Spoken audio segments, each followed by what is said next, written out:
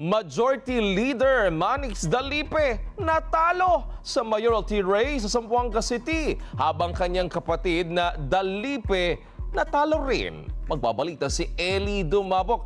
Eli!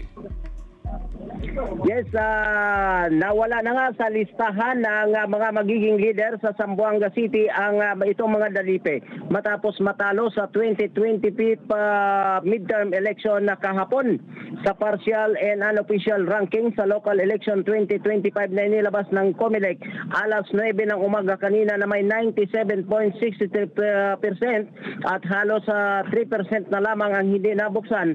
Panalo na sa mayoralty race si District 1 Congressman Kemer Olaso sa botong 165,999 laban kay Majority Leader District 2 Congressman Manix Dalipe na nakakuha lamang ng 119,400.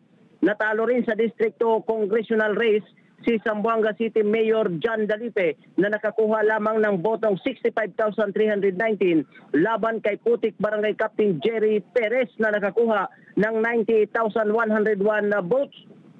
Habang ang mga baguhang tumatakbo bilang kongresista ng unang distrito na si Kat Chua ay nanguna sa botong 53,274 pero hindi lumalayo sa bilang si Pintin Pareha na may botong 52,243 yung kanyang katunggali. Nagpapatuloy pa ang canvassing sa mga lugar kung saan isinasagawa ang botohan kahapon.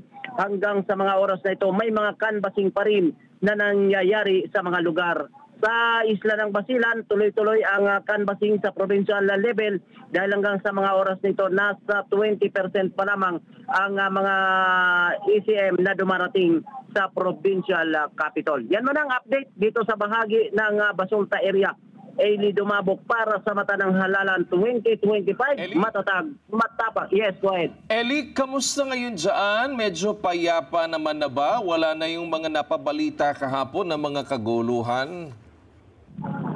Yes, ang huling kaguluhan na nangyari kahapon ay ang itong bayan ng Albarca at bayan ng Ongkayapukan, pero ayon kay Brigadier General Alvin Luzon ay humupa naman ito hanggang sa gabi at hanggang sa mga oras na ito ay wala ng mga nagaganap na mga tensyon sa mga bayan, lalo na sa mga Parplang Municipality dito sa probinsya ng Basilan. Okay. May mga lugar pa ba dyan na nag-extend ng botohan ngayong araw? Negative na yung extend ng botohan at wala nang magiging failure of the election dito sa area. Habang patuloy yung canvassing ngayon sa provincial capital ay intact pa rin at nasa posisyon pa rin yung mga tropa ng pulis at militar para tiyakin na maging payapa ang hanggang sa may proklama na ang mga naging panalo sa provincial level. Maraming salamat. Nagbabalita Eli Dumabok.